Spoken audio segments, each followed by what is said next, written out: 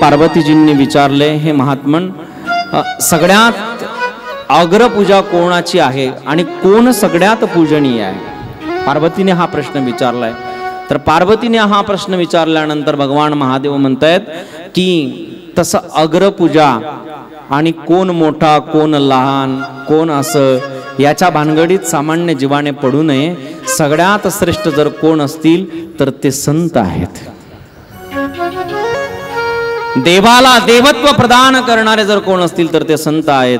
म्हणून शबरी मातेला राम प्रभू भक्तीचा उपदेश करत असताना 7व्या क्रमांकाची भक्ती जेव्हा सांगतायत तेव्हा डायरेक्ट शब्द प्रयोग करत असताना बोलतायत, सातव सम मोहिमय जगदेका मोते अधिक संत करी लेखा.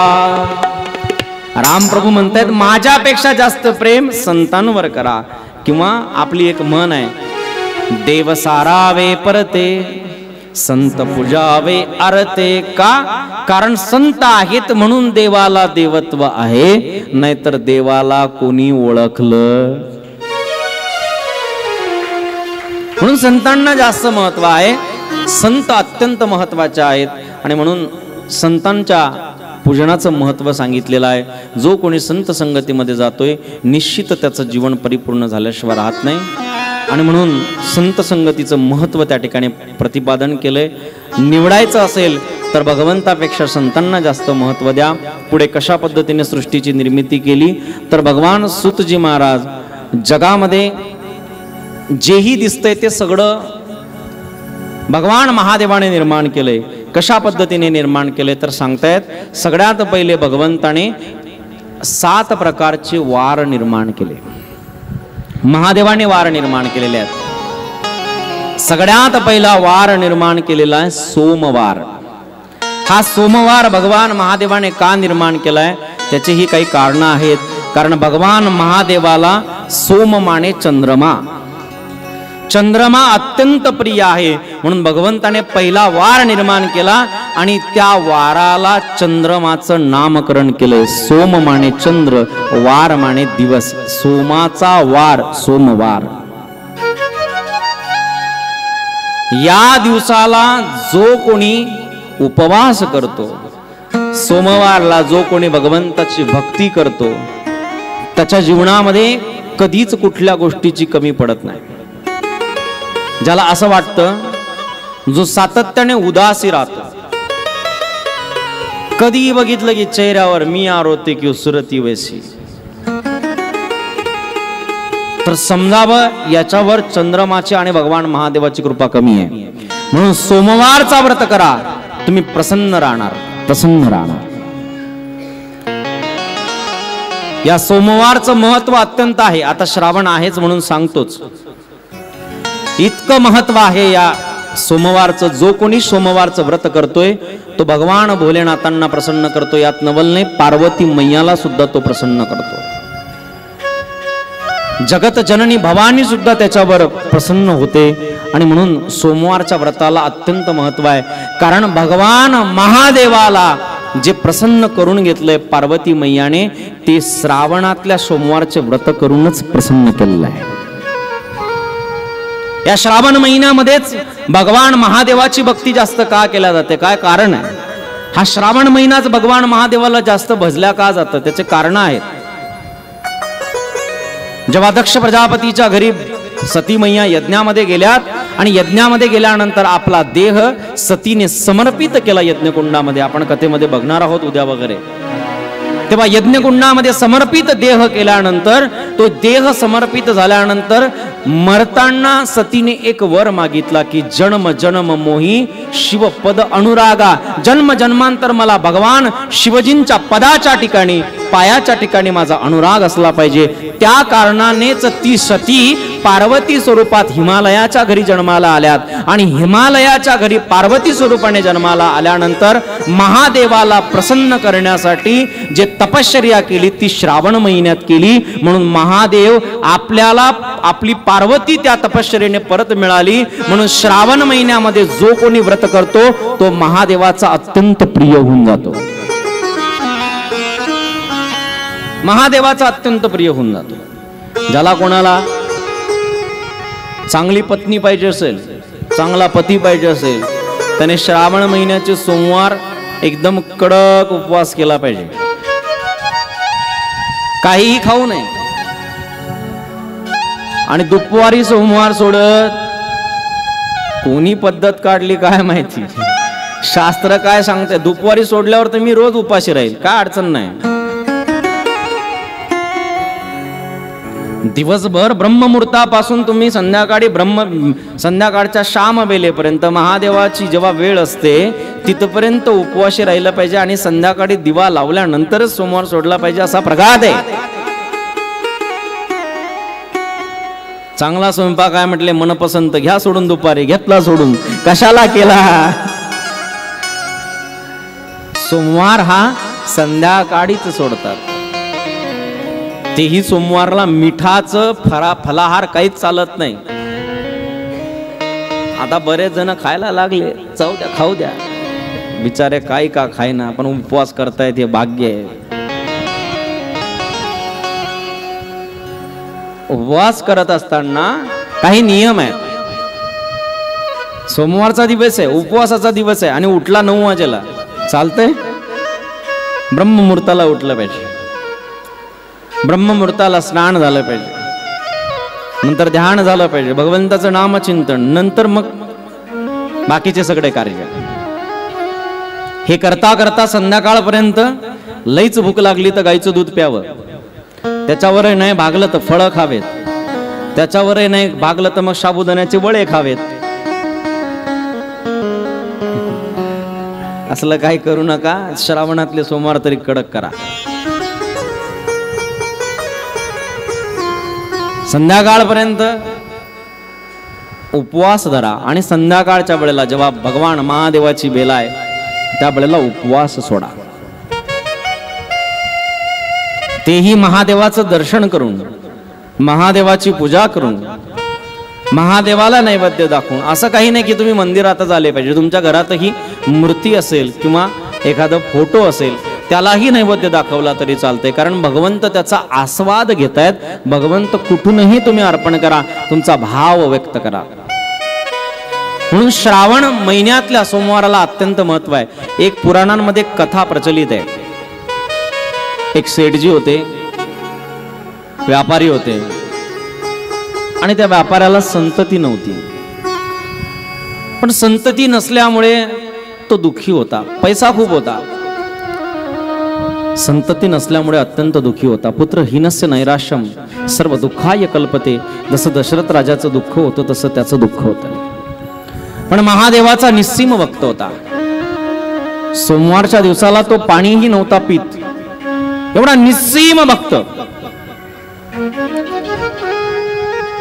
त्या सेठजीने अनेक दिवस व्रतवैकल्य केले. एक दिवस पार्वती मैयाला त्याच्यावर दया आली आणि भगवान भोलेनाथांना पार्वती मैया म्हणतात, का हो तुमचा भक्त आहे ना, त्याची एक इच्छा आहे, मुलगा पाहिजे त्याला, तेवढा मुलगा देऊन टाका, एक अपत्य त्याला देऊन टाका. तेव्हा भगवान भोलेनाथ म्हणतात, अगं पार्वती तुला काही माहिती नाही. तेव्हा पार्वती मैया म्हणतात, अहो द्या, आता बाईचं कोणाला ऐकावं लागत नाही, महादेवापासून चालू आहे. बाहेर किती मोठे साहेब असू द्यात, घरी गेले की ते असे झाल्याशिवाय राहत. एखादे साहेब जर तुमचं काम करत नसतील ना, तुम्ही एकच कार्य करा. पुरुष वर्ग तुम्हाला एक मस्त सल्ला देतो. साहेब जर फारच मुडी असेल आणि काम नसेल करत, काहीच नाही, साहेबीनबाईंना तुमच्या शेतातले वांगे नेऊन द्या, बोलू काहीच नका, कोथिंबीर नेऊन द्या, मेथीच्या जुड्या नेऊन द्या, असं प्रसन्न करा साहेबींना. आणि त्या ताईंना प्रसन्न केल्यानंतर हाडूचकन एक दिवस म्हणावं, साहेब आमचं कामच करे नाही. असं कसं करत नाही बघतेच. दुसऱ्या दिवशी तुमचं काम नाही झालं तर मग मला येऊन बोला, 100% होईल. तसं महादेवाला पार्वतीने सांगितल्यानंतर का करावं लागणार नाही म्हटले, तुम्ही म्हणताय तर देऊन टाकेल त्यांना अपत्य. पण तुम्हाला माहिती आहे का, त्यांचं अपत्य 16 वर्ष जगेल. 16 वर्षानंतर ते मृत्युमुखी पडेल. स्वामी कसं का असे ना, तुम्ही त्यांना देऊन टाका, कारण खूप भक्त आहेत तुमचे. देऊन टाकलंय. बऱ्याच दिवसानंतर अपत्य झालंय आणि अपत्य झाल्यानंतर त्या बालकाचं नामकरण केलंय, त्याचं नाव ठेवलंय अमर. तो अमर जेव्हा 10 वर्षाचा झाला, 10 वर्षाचा झाल्यानंतर त्या अमरला विद्याभ्यास करण्यासाठी एका ऋषीवर्यांच्या आश्रमामध्ये पाठवलंय. आश्रमामध्ये पाठवत असताना दीपचंद नावाचे त्याचे मामा आहेत, त्या मामाला घेऊन सोबत पाठवलंय. आणि ते दोघंही जण आश्रमात गेले. जात असताना जिथे जिथे साधू दिसले तिथे तिथे त्यांना दान दक्षिणा देऊन त्यांचं इच्छा पूर्ण केल्यात. जिथे जिथे यज्ञ व्हायचे तिथे तिथे तो अमर जायचा, तिथे तिथे दान दक्षिणा अन्नदान करायचा. धर्मवेत्ता पुरुष होता, बालक होता पण ज्ञानी होता. आश्रमात राहिला आणि आश्रमात राहिल्यानंतर एक दिवस आश्रमातून काही कारणास्तव बाहेर पडलाय आणि आश्रमातून बाहेर पडता पडता त्या काळामध्येच एक राजा दुसऱ्या राजाची मुलगी करण्यासाठी जात होता, लग्न विवाह करण्यासाठी जात होता त्याच्या मुलासाठी. पण त्याचा मुलगा होता डोळ्याने काणा. त्याला डोळ्याने एका डोळ्याने नीट दिसत नव्हतं. त्याने विचार केला, जर हे माझ्या मित्राला त्या राजाला माहिती पडले की माझा मुलगा काणा आहे तर निश्चित तो मला दंड दिल्याशिवाय राहणार नाही, कारण माझ्यापेक्षा बलाढ्य तो राजा आहे. म्हणून त्या राजाने अमरला येताना बघितलं. दिव्य कांती आहे, दिसायला अत्यंत सुंदर आहे. म्हणून अमरला येताना बघितल्यानंतर त्याच्या मामाला दीपचंदला जवळ बोलवलं आणि सांगितलंय की तुम्ही फक्त लग्नापुरतं तुमच्या भाच्याला आमच्या नवरदेवाच्या जागेवर उभं करा. लग्न झाल्यानंतर तुम्ही निघून जा, नंतर आम्ही त्या मुलीला घेऊन जाऊ, म्हणजे आम्हाला राजाचा कसल्याही प्रकारचा त्रासही होणार नाही आणि आम्हाला मुलगी तर मुलगीही भेटून जाईल. म्हणून पैशाच्या पुढे कोण, प्रलोभना पुढे कोण झुकत नाही. दीपचंदने होकार दिला आणि आपल्या भाच्याला लग्नाच्या विवाह मंडपात उभं केले आणि उभं केल्यानंतर त्या ठिकाणी लग्नामध्ये उभं राहिलेत. लग्न झालंय आणि लग्न संपल्यानंतर जसं तो मुलगा तिथून निघायला लागला त्यावेळेला निघत असताना जाता जाता त्या मुलाला वाटले की आपण आतापर्यंत धर्माचंच कार्य केलंय, आज आपल्याकडून आपल्या मामाने अधर्माचं कार्य करून घेतलंय. म्हणून त्या मुलीला सांगितलंय, अगं तुझ्याशी माझं लग्न झालंय पण तुझा पती मी नाहीये, तुझा पती एका डोळ्याने काणा आहे, तुला त्याच्यासोबत संसार करायचा आहे. त्याने खरं सांगितलं आणि तो मुलगा तिथून निघून गेला आणि निघून गेल्यानंतर आश्रमामध्ये राहिलाय. 16 वर्ष पूर्ण झालेत आणि 16 वर्ष पूर्ण झाल्यानंतर ती मुलगी नांदायला गेली नाही, कारण तिला सत्य परिस्थिती कळली होती, ती घरीच राहिली. राजाने त्यांना दंड दिलाय आणि दंड दिल्यानंतर राजा आपल्या मुलीला आपल्या घरातच ठेवतायत. इकडे 16 वर्षाचं पूर्ण होत असताना अनेक प्रकारचे यज्ञ केलेत. इकडे आई वडील प्रत्येक सोमवारचं व्रत निर्जला राहून करतायत. 16 वर्ष पूर्ण झाले. विधी लिखित घटना घडली आणि झोपेच्या अवस्थेतच पहाटे पहाटे ब्रह्ममुहूर्ताला त्या अमरला मृत्यूने आलिंगन दिलंय. तो मृत्युमुखी पडलाय. दीपचंद रडू लागलाय, माझ्या भाच्याचा मृत्यू झालाय म्हणून तो टाहो पडून रडू लागलाय. आणि तो रडत असताना त्या ठिकाणी इकडे कारागृहामध्ये स्वतःला बांधून घेतलेला एका कुटियेमध्ये आई वडिलांनी त्या मुलाच्या अमरच्या आणि कारागृहामध्ये बांधून घेतल्यानंतर स्वतःला संपवणार, कारण आमचा मुलगाच राहिला नाही तर आम्ही कसं जगावं. ओम नमः शिवाय ओम नमः शिवाय मंत्राचा रात्रंदिवस जप करता करता अन्न पाण्याचा त्याग केलाय. आणि त्याग केल्यानंतर इकडे महादेव यांना पार्वती जाऊन बोलतायत, अहो स्वामी तुम्ही सगळं जगतात सर्वस्व बदलू शकतात, कारण या जगताचे आद्य तुम्ही आहेत, मध्य तुम्ही आहेत आणि अंतही तुम्ही आहेत.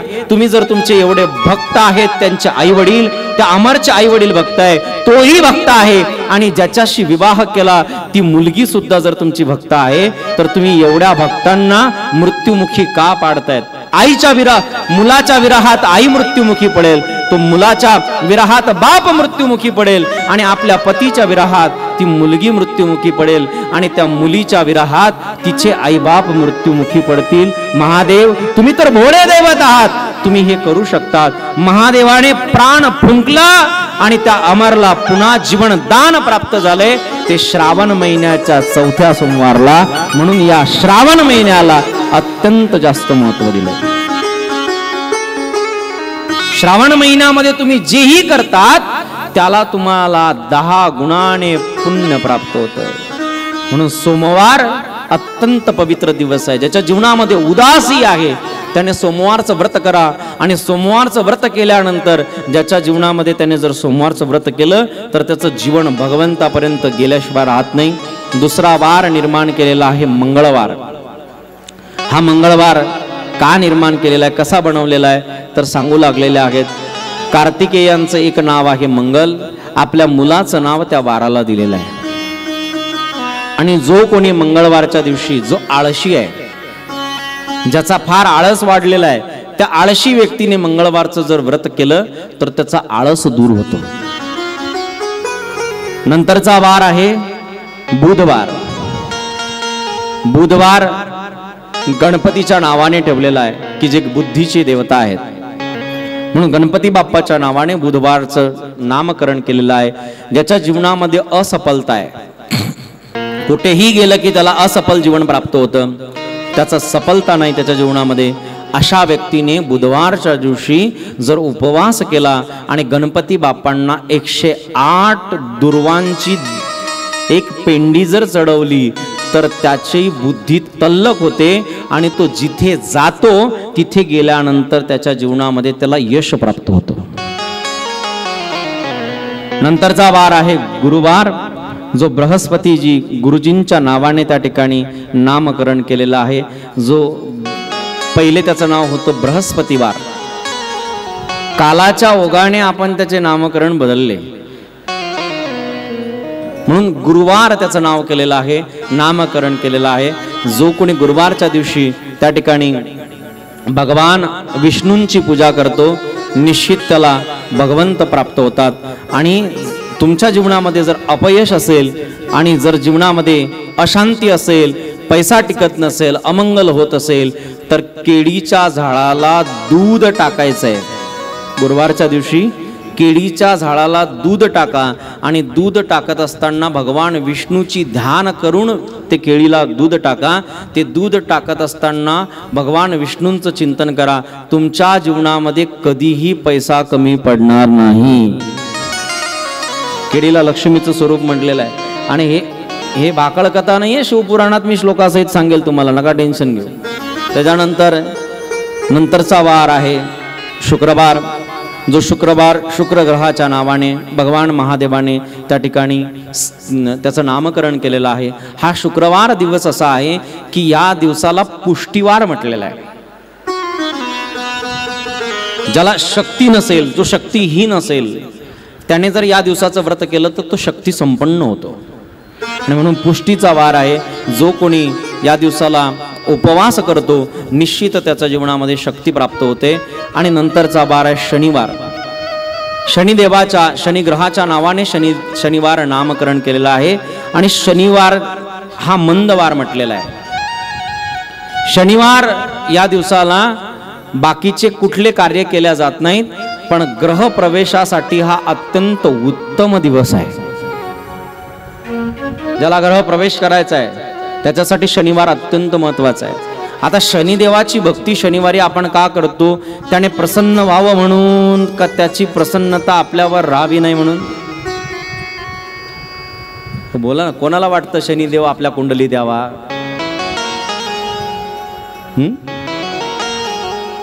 कोणालाच वाटत नाही. म्हणून शनिवार शनिदेवाची पूजा करत असताना एक लक्षात ठेवा, भगवान शनिदेवाला सगळं आवडतं. भगवान शनिदेव तुमच्या कुंडलीत येण्यासाठी काही उतावीळ नसतो, पण आपण कार्यच असे करतो की ज्याचा परिणाम आपल्या कुंडलीमध्ये शनिदेव येऊन बसतो. कार्य चांगले करा, तुमच्या कुंडलीत कधीच भगवान शनिदेव येणार नाहीत.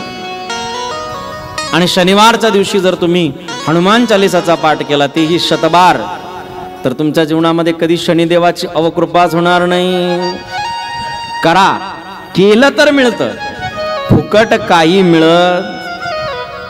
त्याच्यानंतरचा वार आहे आदित्यवार, रविवार ज्याला आपण म्हणतो. भगवान सूर्यदेवाच्या नावाने या वाराचं नामकरण केलेलं आहे. या आदित्यवाराला रविवार असंही आपल्या भागामध्ये म्हटलं जातं. ज्याच्या शरीरामध्ये अनेक प्रकारचे रोग असतील त्याने जर या दिवसाला व्रत धारण केलंय आणि भगवान सूर्यदेवाला अर्घ्य दिलं, पाणी देत असताना आदिदेवम नमस्तुभ्यम प्रसिद्ध मम भास्करा, दिवाकरम नमस्तुभ्यम प्रसिद्ध मम भास्करा या मंत्राचा जर जप केला तर त्याचं आरोग्य अत्यंत व्यवस्थित राहतं.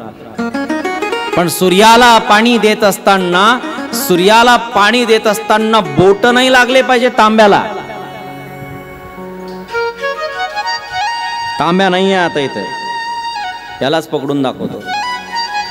हे जे आपल्या हाताचे जे पर्वत असतात ना, हे या पर्वताला तांब्याने स्पर्श केला पाहिजे आणि तांब्या असा पकडायचा की ते तांब्याचं पाणी जिथं पडतं त्या तांब्याच्या पडणाऱ्या पाण्यातून भगवान सूर्यदेवाचे किरण तुमच्या डोळ्याकडे आले पाहिजे. आलं का लक्षात तुमच्या? असा तांब्या पकडायचा वर आणि सूर्यदेवा ते पाणी जे पडतं ते पाणी पडल्यानंतर त्या पाण्यामधून जे किरण तुमच्या डोळ्याकडे येतात ते किरण अमृताचं कार्य करतात. सूर्याची उपासना करणारा तल्लक बुद्धीचा व्यक्ती होतो. ज्याला वाटतंय माझं वक्तृत्व फार सुंदर व्हावं त्याने भगवान सूर्यदेवाला रोज पाणी टाका. ज्याला वाटतोय माझा आवाज गोड व्हावा त्याने भगवान सूर्यदेवाची उपासना करा. ज्याला असं वाटतं नवऱ्याने ऐकावं, पत्नीने ऐकावं त्याने सूर्याला पाणी टाका. 100% खोटं बोलत नाही. सूर्याला पाणी टाकलं की तुमचा प्रभाव इतरांवर पडतो.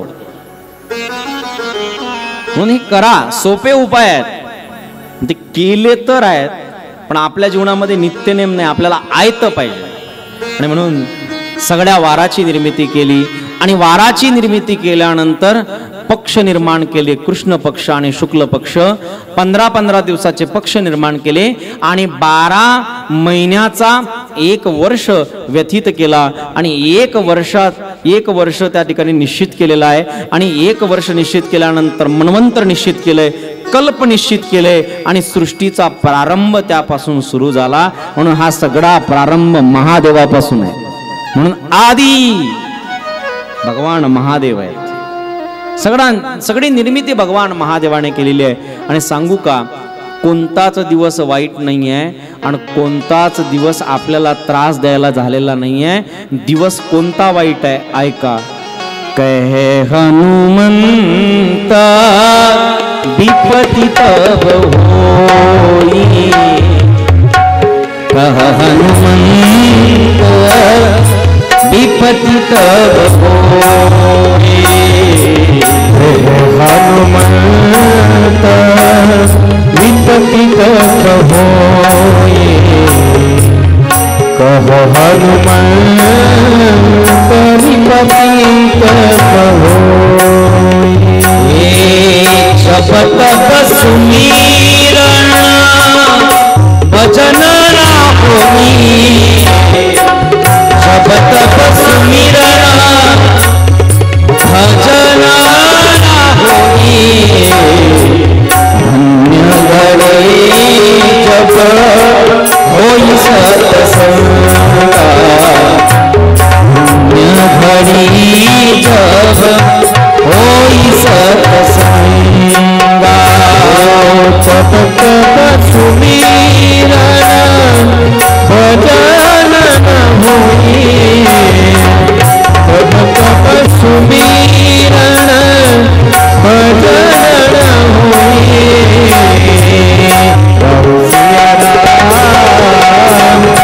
राम वेद राम, राम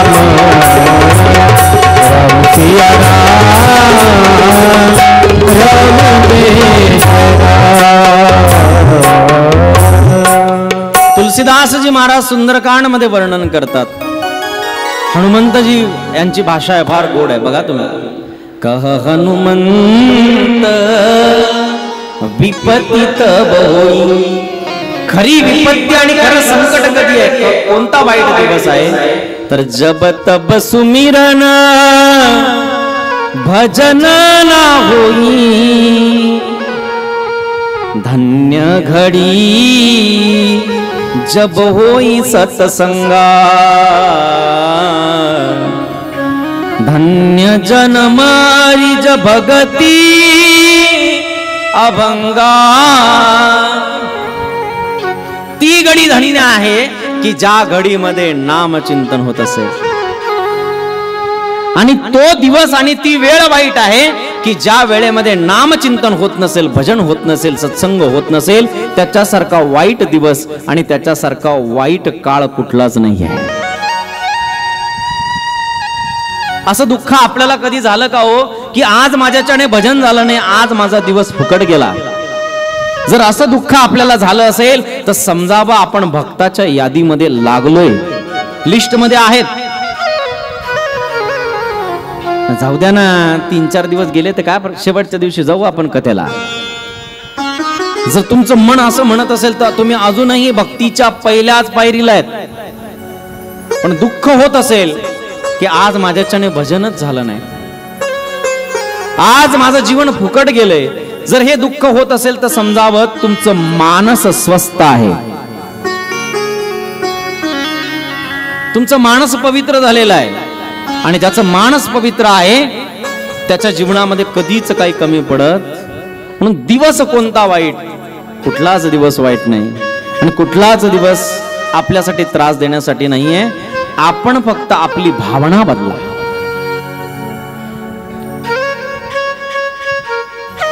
अविवेकी माणसाला एकादशीच्या दिवशी जरी मृत्यू आला ना तरी त्याचा उद्धार नाही आहे.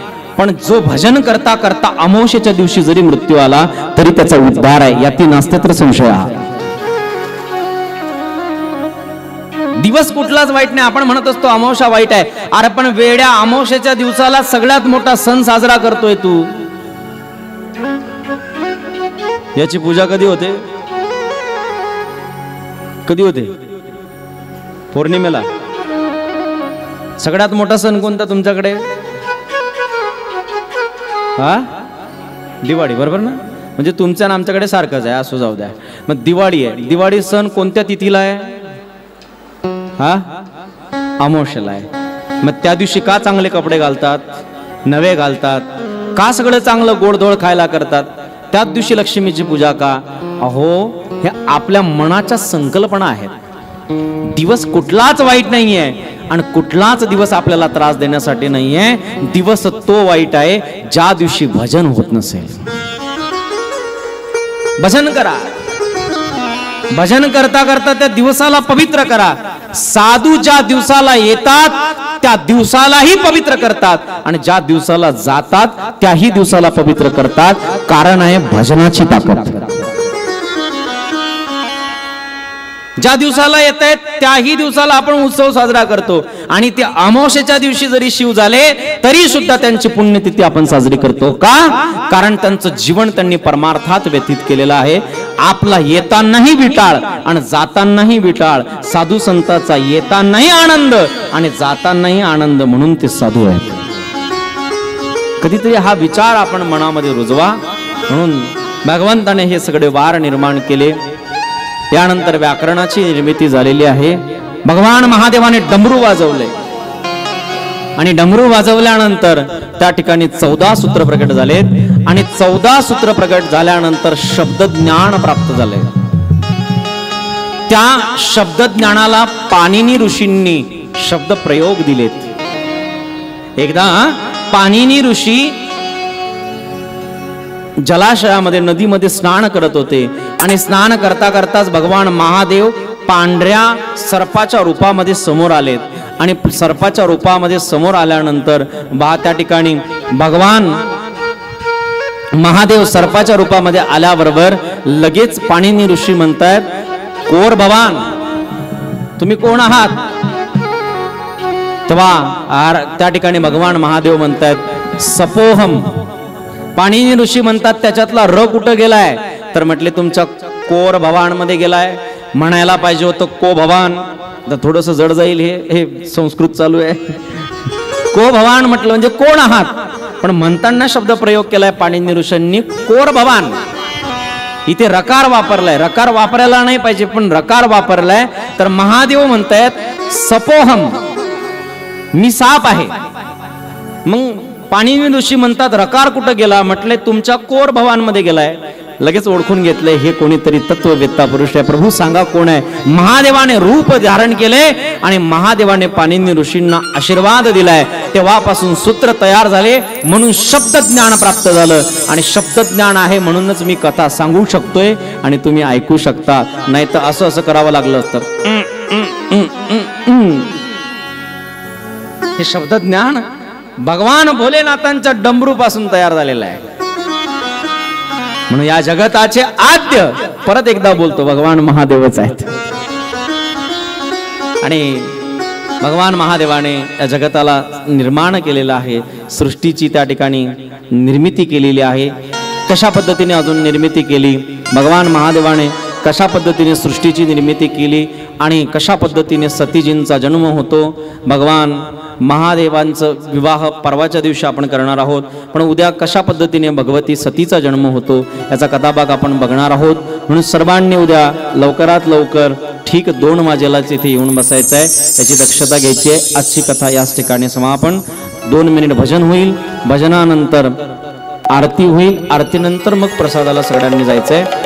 ज्यांना कोणाला